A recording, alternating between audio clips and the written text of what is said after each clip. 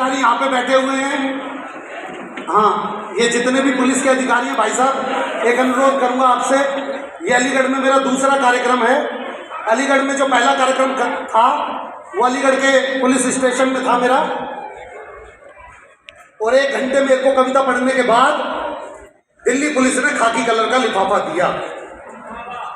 उस दिन मुझे पता चला कि पुलिस देती भी है।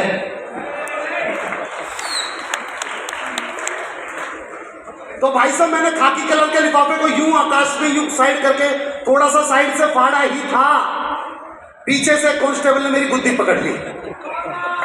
बोला बेटे सरकारी कागज फाड़ दिया। बहुत अच्छे। यकीन मानना 3000 में बुलाया था, 30,000 में छोड़ा। तो आपकी विशेष उपस्थिति चाहूंगा भाई साहब, बहुत अच्छा।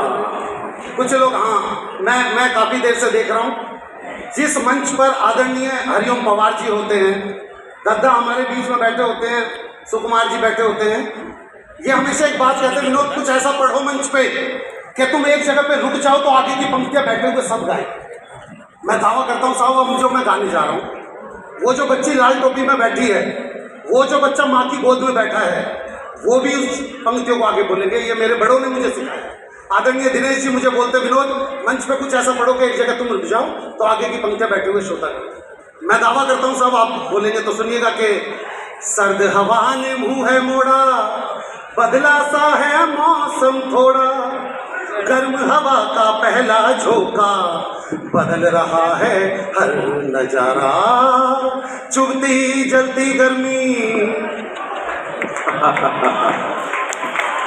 चुभती जलती गर्मी का मौसम आया, चुभती जलती घमोड़ियां लाया, आया मौसम ठंडे ठंडे।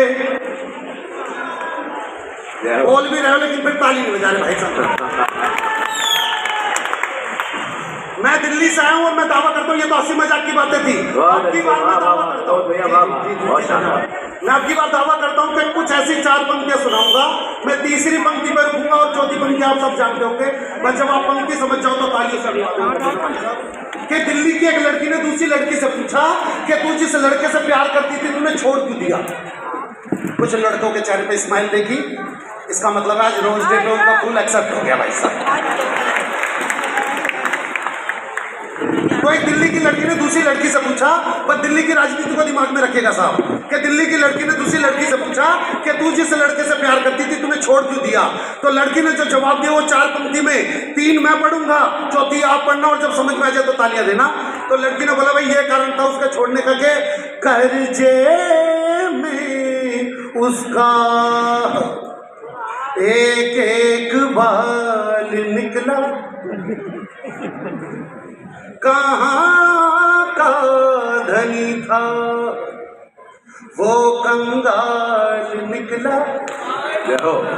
मैं मोदी की तरह गरजने वाली, वो खांसने वाला। धन्यवाद साहब, आप बहुत अच्छा सुन रहे। मैं बता दूँ, हाँ, आदरणीय हमारे बीच में आ गए, और दिल्ली के कुछ लड़के तो ऐसे बैठे हुए, वैसे यहाँ पे जो आप बैठे हुए मैं बतला दूँ, मैं जितने भी पुलिस अधिकारी भाई साहब, एक छोटी सी रिक्वेस्ट आपसे रहेगी मेरी कि जब भी नुमाइश में कोई प्रोग्राम करो और कवि सम्मेलन करो तो उसके बगल में प्लीज सर्कस को मत रखना भाई साहब, कभी भी। ये छोटी सी रिक्वेस्ट है। बुलंदशहर में ये हो गया भाई साहब, यहाँ कवि सम्मेलन हो रहा था और बगल में सर्कस चल रहा था। सर्कस वालों के जो स्पीकर थे वो हमारे वाले से ज्यादा बढ़िया थे। संचालक ने जैसे ही बोला, लीजिए भाई साहब आपके बीच में आ रहा है हास्य कवि दिल्ली का विनोद पाल, सर्कस में से तभी आवाज आई, लीजिए भाई साहब अब आपके बीच में जोकर आ रहा है। पर उसकी एक बात बहुत अच्छी लग रही थी, सर्कस से एक आवाज आ रही थी भाई साहब बार बार कि बीच बीच में आपको अगर प्रतिक्रिया अच्छी लगे तो जोकर के लिए पैसे डालते रहे। यकीन मानो उस दिन मैं 2100 रुपए की वारफेयर घर लेके गया था बच्चे। आप बहुत अच्छा सुन रहे हो। और मैं इसी बीच में आपको बताना चाहता हूँ कि देखो बाबूजी आदरणीय सामने बैठे हो भाई साहब, नमन करता हूँ। आपका चेहरा माशाल्लाह बहुत अच्छा भाई साहब। नहीं उनसे नहीं कह रहा, मैं आपसे कह रहा हूँ भाई साहब। बस ये चेहरा एक बार उठ के पीछे सबको दिखला दो भाई साहब, बस एक बार कर दो प्लीज, करो एक बार देख लेंगे। मैं इसलिए कह रहा हूं क्योंकि ये वो चेहरा है, जो चेहरा अगर यूक्रेन के पास होता तो रशिया कभी हमला नहीं करता। मैं गारंटी से कह रहा हूं, ये बात मैं सही बता रहा हूं, कुछ महिलाएं अभी भी बैठी हुई हैं जो ताली बजाने की मानसिकता में नहीं है। मैं तो भाई साहब परेशान हो जाता हूँ, मैं कई बार काव्य मंचों पे जाता हूँ तो कुछ महिलाएं होती ताली बजा के नहीं देती। मैंने कविता सुनाई नहीं बजाई, मुक्तक सुनाया नहीं बजाई। भाई साहब छंद हर प्रयोग करिए पर महिला ताली बजा के ना दे। आखिर में मैं नीचे उतर गया, मैं पैरों में पड़ गया, मैंने कहा बहन जी गलती क्या होगी, मैंने हर विधा सुना दी, अब ताली क्यों नहीं बजाई? बोली तेरी शकल मेरी सास से मिलती। अच्छे विनोद भैया वाह। तो मैंने पूछा उसके भी मुझसे आती है क्या? बोली हाँ बाबा रामदेव की एक्सरसाइज थोड़ी ज्यादा कर दी। और महिलाओं का ऐसे ही मैं बता दूं आपको, वो हरिद्वार की तरफ 2 बसें जा रही थी, आगे वाली बस में सारी सास, पीछे वाली बस में सारी बहुएं, सास वाली बस खाई में गिर गई। ये सारी बहुएं हंस रही है, मैं गारंटी से कह सकता। और हमेशा मेरे संग ऐसा हुआ, मैं जब भी कभी सम्मेलन से नीचे उतरता हूँ 4 बहुएं तो आके पूछ लेती हैं, भैया कौन से टूर एंड ट्रेवल से भेजी थी तुमने अपनी सास? तो जैसे ही सास वाली बस खाई में गिरी, बहू वाली बस में एक बहू ने रो रो के ओ मेरी सास, ओ मेरी सास।